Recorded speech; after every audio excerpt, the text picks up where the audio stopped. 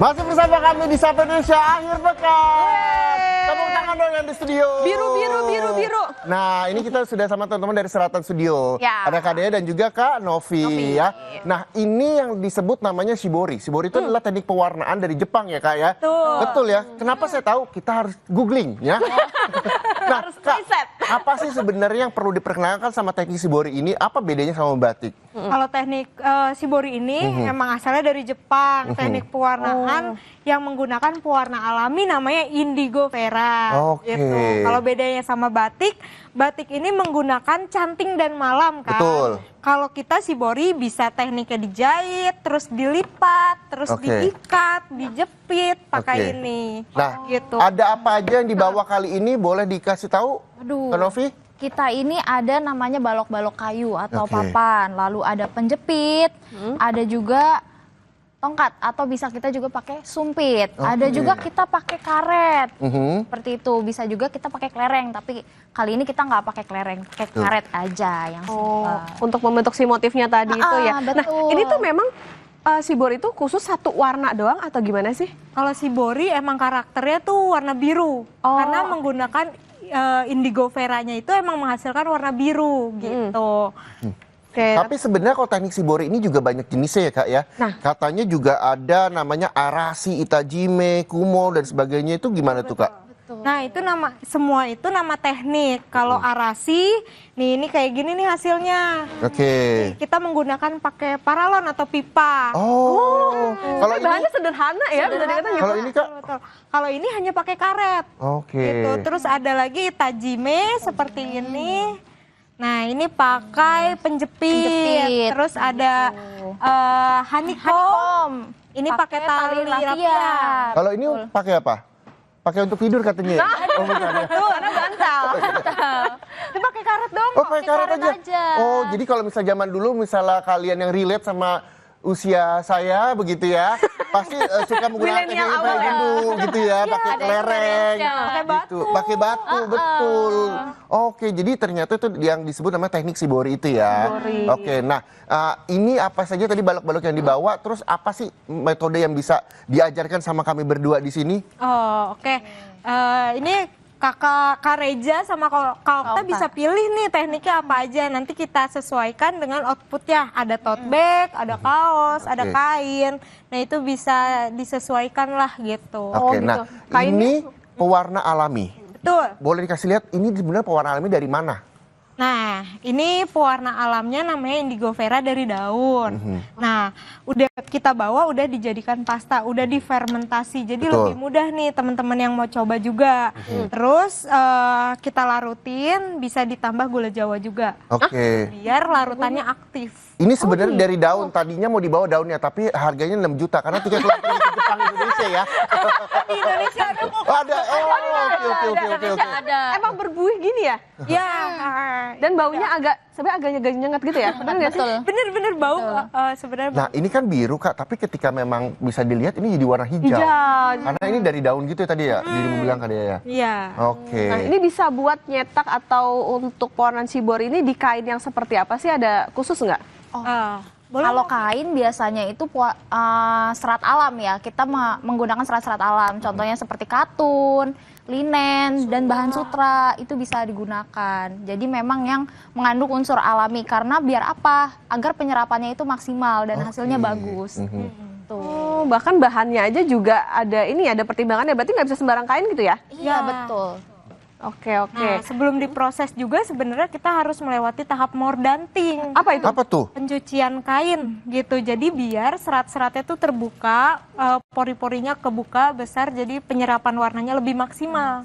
Lebih menyerap. Lebih menyerap. Nah ini nanti jadi sampai kering kayak gini prosesnya berapa lama sih sebetulnya? Iya sebenarnya sih cepat, kecuali mau warnanya biru lebih gelap ya, biru lebih tua, itu prosesnya diulang-ulang gitu. Oke. Tapi sebenarnya Kak, kalau di Indonesia tuh namanya ikat celup. Ikat celup. Itu kan shibori dari Jepang, di Indonesia namanya ikat celup. Beberapa karakter di Indonesia tuh kayak jumputan, itu sebenarnya tekniknya mirip-mirip sasirangan dari Kalimantan atau cide atau pelangi dari Sumatera. Itu juga kita punya gitu tekstil seperti itu. Nah, sebenarnya Selatan Studio ini membuka kelas kah atau memang hanya untuk menghasilkan karya yang nantinya dijual jadi cuan atau seperti apa sih Kak Kadia? Nah, awalnya kita emang buka kelas, jadi emang banyak workshop yang kita bikin, terus konsepnya juga tekstil art ya. Jadi nggak cuman shibori, tapi ada teknik-teknik lain seperti batik, ekoprint dan lain-lain. Terus produknya juga kita sebenarnya dari workshop tuh kan suka bikin-bikin ya. Terus ada limbah-limbah kain. Nah, baru sebenarnya mulai dari situ ya kita produknya. Jadi ada sisa tote bag, ada sisa kaos, terus ada bahan-bahan sisa itu justru jadi produk. Jadi emang kita ada seratan goods yang ada beberapa produk di dalamnya. Tapi emang fokus kita di workshop sih Kak. Nah, kalau misalkan Novi sendiri, kenapa sih suka sama teknik shibori? Aduh Kak, teknik shibori itu unik ya dan bisa diekspor. Jadi dari misal saya buat, Mbak Dea buat, jadi hasilnya bisa aja beda walaupun dari satu teknik yang sama. Oke. Seperti itu. Jadi emang one of a kind gitu ya. Jadi kayak cuman satu orang tuh satu gitu. Nggak bisa beda apa, nggak bisa sama gitu kan. Mirip lah, Mirip, bisa ya. mirip-mirip bisa. Oh gitu, itu tergantung apa sih, ikatannya kah atau apa gitu yang bisa bikin beda basicnya? Iketannya, lalu lipetan, terus dari penekanannya. Jadi kalau semisalnya pakai karet juga harus kenceng. Jadi fungsinya si karet dan penjepit ini adalah untuk menahan si warna agar tidak masuk ke dalam si serat kain yang ditutupi. Seperti itu. Oke.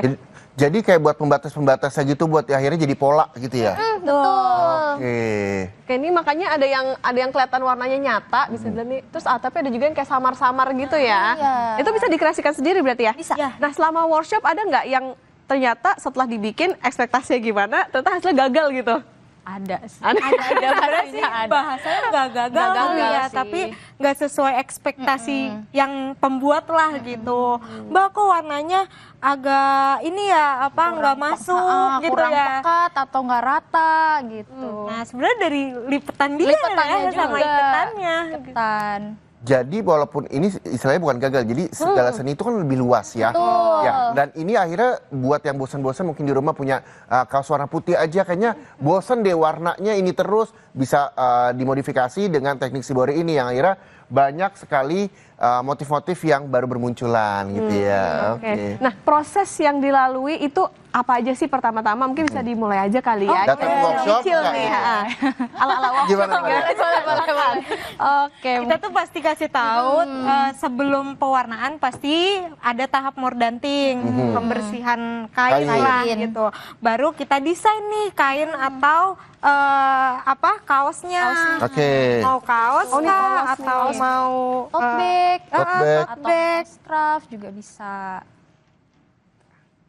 Nah, ini Oke, Kak saya Okta kaos bisa ya. pilih mau kaos atau tote bag nih. Oh, ada yang ukuran Karetnya juga. M nggak? Bisa dibawa pulang. Betul. Oke, misalnya di kaos ya, di Misalnya kaos. kaos. Oke. Biasanya kalau di kaos kita pakai teknik ini. Jadi di Oh, tengah. oke. Hmm. Ini gimana caranya nih? Aja mau Oke, kaos dilebarkan. Boleh? Tote bag ya? tote bag. Nah, Ini aku save dulu. ini yang kita jime kali ya. Nah, Itajime dan ini Untuk- kalau Okta akan apa? Apa nih Kak Okta? apa nih? Mungkin Apa yang ini menikah aja keren? kali ya. Ini apa namanya? Ini namanya Oke. kanoko, Oke. tapi kanoko yang berlapis sudah dikreasikan seperti itu. Nah, untuk Ini kaos nanti hasilnya ini jadi bisa kotak-kotak gitu Kak. depan belakang. oke. Kalau depan mau- belakang? bisa depan belakang. Caranya Kaos itu Kita kan ada dua akan lapisan lihat ya, Okta Kak. dulu kali ya, Boleh. Kak Novi ya. Nah ini tadi yang ini yang nanti akan jadi contoh. Oke. Betul. Apa yang harus dilakukan? Kanoko berlapis. Nah, jadi untuk kaos ini kan ada dua lapisan ya, Kak. Ya. Kita mau dua-duanya atau hanya depannya aja atau belakangnya aja itu bisa. Oh. Seperti itu. Jadi kalau kita mau dua-duanya, depan dan belakang itu ada, kita langsung ambil, dijumput di tengah, langsung depan belakang kainnya seperti Oke. ini. Oh, baru diikat. Diikat terus digantung di depan jendela ya? Oh bukan ya? Dikasih bukan ya. Ini dalamnya nggak diisi apa gitu? Apa ntar? Sebenarnya bisa diisi kelereng. Tapi kita pakai karet aja, jadi harus diikat. Nah, untuk jarak ikatannya juga bisa kita variasiin, Kak. Mau dekat-dekat atau mau ada yang jauh, itu boleh banget supaya dikreasiin. ini ya ada Polanya. jarak-jaraknya ada gitu. polanya Iya, juga. ada pola-polanya. Gitu. Nah kalau untuk teknik celupnya itu berapa lama sih Kak untuk bisa dapat warna yang kita inginkan atau mungkin warnanya supaya bisa nempel terus gitu. ya. Kalau mau biru muda gitu, biru-birunya lebih soft, itu sekali juga udah cukup. Oh sekali celup aja? Oke. Sekali celup. Nah kalau mau birunya lebih gelap, kita berkali-kali nih. Oh celup. Jadi sebenarnya butuh matahari gitu. Jadi ada proses oksidasi lah gitu. Tapi kalau kita di dalam ruangan seperti ini agak prosesnya agak panjang aja. Jadi mungkin warnanya agak lebih mudah ya keringnya gitu. Oke. Jadi- Nah, misalnya nih udah kering, terus tiba-tiba kok kayaknya kurang cucok nih gitu, terus mau dicelupin lagi bisa nggak? Kalau udah dibuka karetnya sebenarnya nggak bisa ya, apalagi kalau udah difiksasi gitu, udah dikunci nih warnanya. Tapi kalau masih dalam iketan itu kakak bisa ulang lagi sih, Kak Okta ulang lagi, jadi warnanya lebih gelap lagi. Oke. Takut kejepret. Nah, Nggak apa-apa, ini untuk mendapatkan satu, misal kaos lah kita itu sekali celup itu butuh waktu berapa lama sih untuk akhirnya bisa dikenakan, bisa dipakai begitu? Oh sebenarnya 1 hari juga udah cukup ya, asal udah Asal nggak hujan ya? Nggak hujan, betul, apalagi banjir ya, Kak, banjir. Jangan dong. Tapi keringinnya benar-benar harus pakai matahari ya, nggak bisa pakai hair dryer gitu di kamar iseng-iseng. Nggak bisa sih, lebih karena kita di indigo itu perlu oksidasi ya, cahaya matahari sebenarnya lebih maksimal gitu. Oke. Jadi kalau udah kering, udah dijemur, terus bisa difiksasi dulu, terus dijemur, ya udah, jadi dicuci lagi terakhir finishing, baru deh bisa dipakai gitu. Oke, ini banyak sekali ya yang harus diikat ya. Sebenarnya kalau ini tergantung kebutuhan aja sih, tergantung mau bulatnya semana. Segini aja cukup. Dan ini teknik pewarnaannya mau biru semua ini boleh atau mau cukup segini aja yang kena warna. Oh, oke. Nah selanjutnya setelah udah, Okta mau milih mana yang mau birunya yang dikenakan yang dikaretin atau ini kayaknya pedes Semuanya. banget soalnya karetnya banyak. Cabai berapa nih? Dibiruin semua aja kali ya. Biarin semua. Oke, sebentar. Jadi kayak gini kan, Tar? Ya nggak tahu tergantung hasilnya. Udah pengen jadi yang bagus aja dia ya. Celep lagi nih. Oh, nah ini harus pakai sarung tangan ya? Iya. Celupinnya. Ini Kak Okta. Supaya apa nih? Emang ini bahannya kalau kena kulit bisa apa gitu? Sebenarnya kalau kena kuku sih Kak, jadi agak lama aja ininya. Hilangnya. Takutnya habis nyoblos ya kak. Iya, takutnya dapat diskon tak belanja kan. Oke. Nah Ini. kalau ngomongin masalah bahan alami, selain indigo ada nggak sih bahan alami yang bisa digunakan? Oh ada banget. Misalnya sebenarnya. apa tuh? Indigo kan dari daun ya, kareja. Terus ada dari kulit kayu. Oh bisa juga, coklat warnanya itu. Warnanya ada coklat, ada kuning, Oh. kayu kuning tuh ada kuning, ada Iya, iya, iya, iya. tegeran. Kunyit juga sebenarnya bisa. Iya sih, kunyit nempel lebih lama kalau ke tangan ya. Terus apa lagi tuh warna alami yang bisa kita gunakan? Kareja tahu secang? Tahu dong. Ya. Apa tuh? Itu warna alami. Kayu secang kan biasanya buat rempah. Iya, benar-benar. Biasanya buat wedang secang. Iya, Nah, itu betul. juga secang bisa semuanya? dipakai Iya. warna alami. Semuanya ya? Jadi sebenarnya banyak pewarna-pewarna alami di sekitar kita yang bisa kita gunakan untuk menjadi pewarna dalam teknik shibori ini ya. Betul. Oke. Ini beneran hijau loh pas dicelupin. Oke. Nah, setelah dicelup ini baru kita jemur. Ya, kita angin-anginkan dulu. Oke. Jadi nanti biru kok lama-lama Oke. warnanya jadi. Ini berapa lama nih? Kita ratain aja sebenarnya, hanya diratain. Oke. Nah, ini kaos yang sudah dilakukan teknik shibori dengan diikat karet menjadi sebuah pola. Kira-kira nanti seperti apa polanya? Nantikan usai jeda. Jadi tetaplah bersama kami di Sapa Indonesia Akhir Pekan.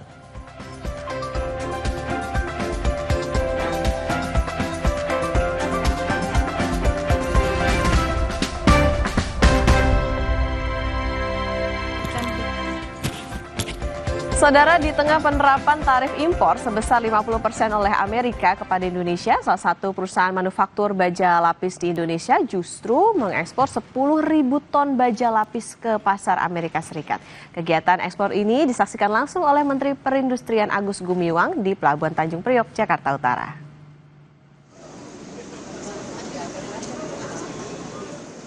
Menteri Perindustrian Agus Gumiwang menargetkan PT Tata Metal memproyeksikan ekspor sepanjang tahun 2025 sebesar 69.000 ton atau mengalami peningkatan sebesar 133% dari total ekspor tahun 2024. Agus menilai langkah ekspor dan optimisme ini menjadi bukti bahwa industri baja nasional masih resilient. Arti yang lebih dalam lagi bahwa perusahaan Tata Logam Group ini dengan berbagai macam dinamika Trump tarif itu masih bisa menembus pasar Amerika walaupun tarifnya waktu itu masih relatif tinggi waktu itu masih relatif tinggi. Jadi kepercayaan yang diberikan oleh Amerika kepada produk-produk yang dihasilkan oleh perusahaan itu membuat kita bangga dan lega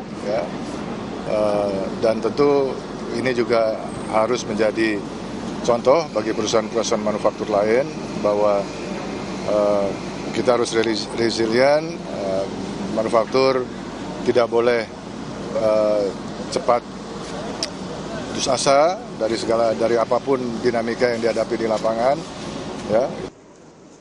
Produk baja milik PT Tata Metal Lestari tersebut diekspor ke pasar Amerika senilai 12,6 juta US dollar yang mana dalam operasionalnya bekerja sama dengan perusahaan plat perah Krakatau Steel. Ekspor ke Amerika Serikat ini merupakan bagian dari 30% ekspor produk Tata Metal ke seluruh dunia. Tata Metal sekitar 30% ekspor, dalam negeri 70%. Tentu fokusnya untuk di dalam negeri, karena dalam negeri kita perlu penuhi seperti tadi masukan dan saran dari Pak Menteri bahwa dalam negeri harus dipenuhi terlebih dahulu. Nah kalau pandangan kan Bapak 70% dalam negeri ya Pak, pandangan 0% tarif AS ke sini untuk ekspor AS ke sini itu seperti apa Pak? Apakah daya saingnya seperti apa? Daya saingnya tentu dengan 0% versus kita di 19% atau di 50% karena Section 232. Yang kami fokuskan adalah yang disampaikan tadi dari Pak Akbar adalah inovasi dan menjaga kualitas, dan tentunya peran serta pemerintah adalah dengan pemberlakuan SNI. Jadi SNI ini sebagai non-tarif barir juga sebagai keamanan untuk konsumen yang ada di Indonesia. Jadi optimistis ya Pak tetap bisa berdaya saing? Pengusaha selalu optimis. Yang perlu kita sampaikan adalah pembuktian hari ini bahwa produk baja nasional kita itu mempunyai daya saing yang tidak kalah di market global.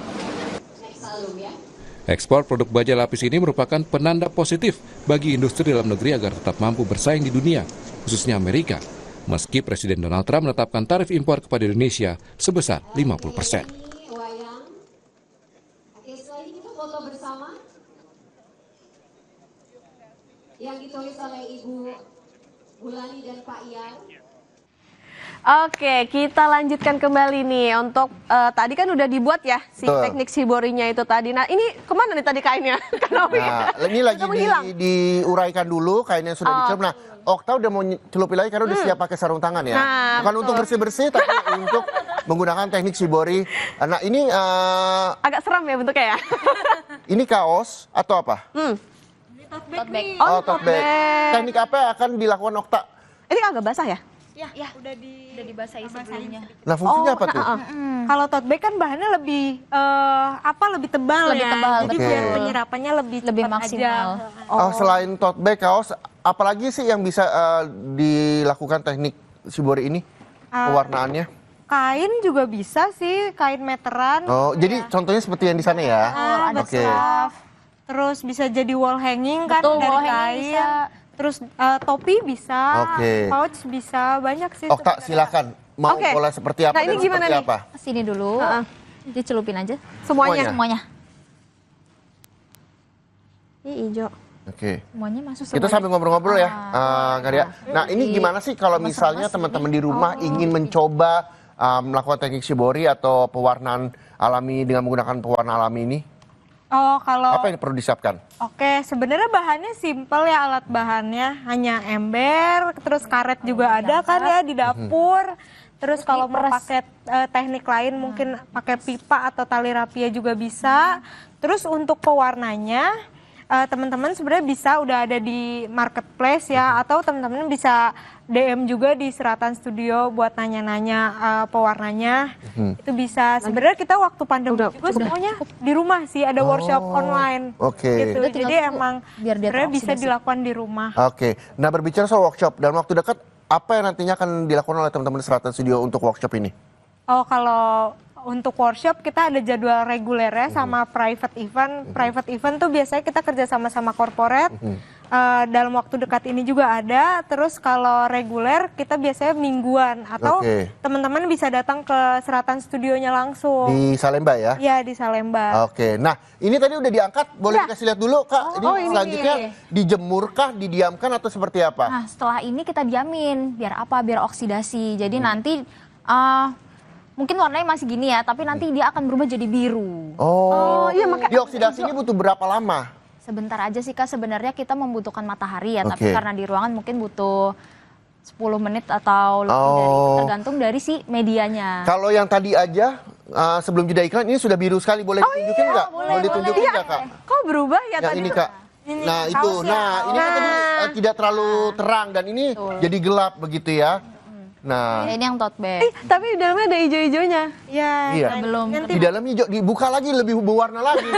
Cuma nanti butuh waktu gitu ya. Nah, setelah oksidasi selesai sekitar 10 menit di dalam ruangan dan 5 menit di luar ruangan, apalagi harus dijemur aja atau udah bisa digunakan? Oke, setelah itu kita masuk namanya proses fiksasi. Apa itu? Fiksasi itu proses penguncian warna agar warnanya bisa stay dan tahan lama. Menggunakan air biasa saja atau seperti apa? Menggunakan cuka yang dicampur dengan air. Cuka.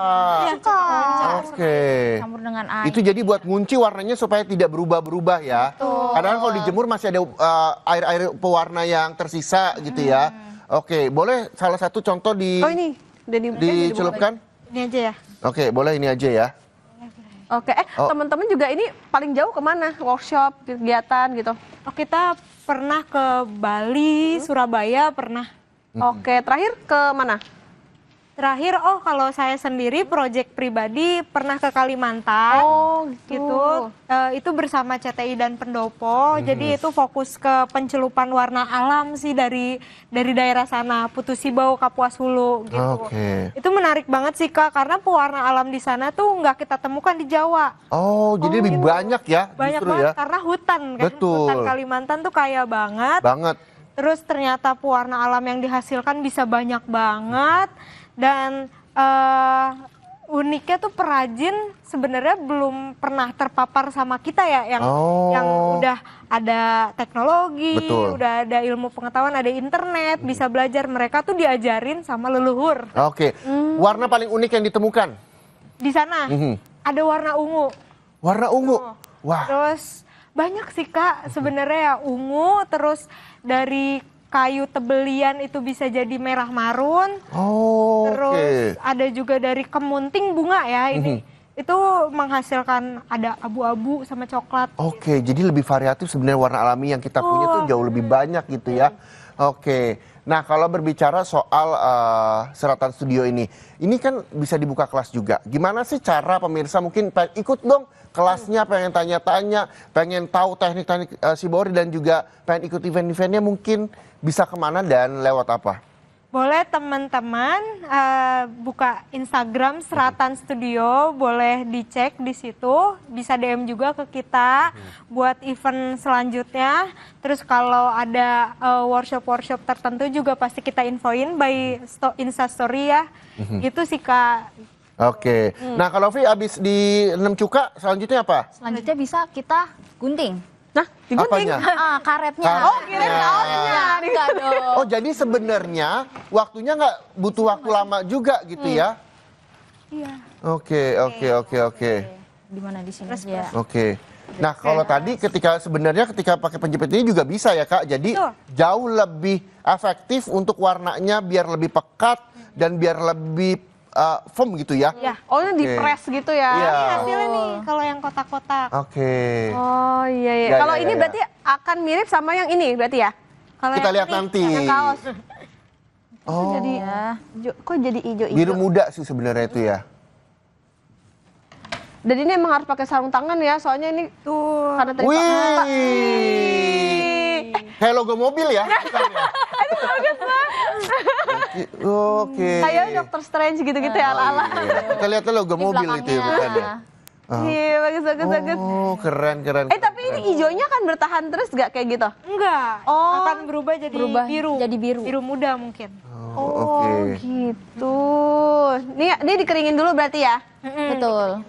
Ini kalau dicuci nggak bakal hilang, aman warnanya? Atau ada teknik sendiri buat cuci? Sebenarnya jangan dikucek sih, karena kan emang treatment wastra di Indonesia juga kan nggak baik ya kalau Oke. misalkan dikucek atau di treatment kasar. Lebih baik jangan mesin cuci. Oke.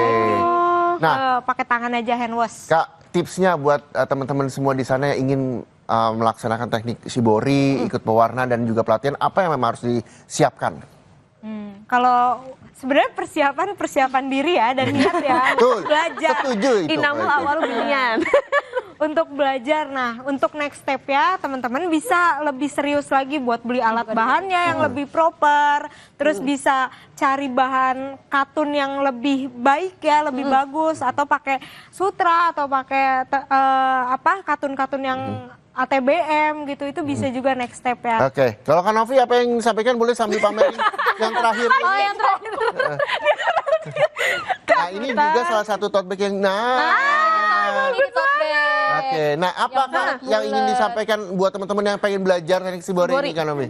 Yang mau belajar shibori ya pastinya harus semangat ya dan berani eksplorasi, jangan takut kalau misalnya hasilnya belum sempurna karena ini seni ya, subjektif juga pandangan orang. Jadi berkreasilah. Oke, jadi berkreasilah. Baik, terima kasih teman-teman 100 Studio. Mudah-mudahan ini bisa menginspirasi banyak orang untuk bisa terus berkarya. Apapun karyanya yang penting berkreasilah katanya ya. Kita harus pamit ya, Okta dan juga teman-teman semua. Untuk itu saya Muhammad Syareza. Dan saya Putri Oktaviani pamit undur diri. Terima kasih, sampai jumpa. Terima kasih 100 Studio.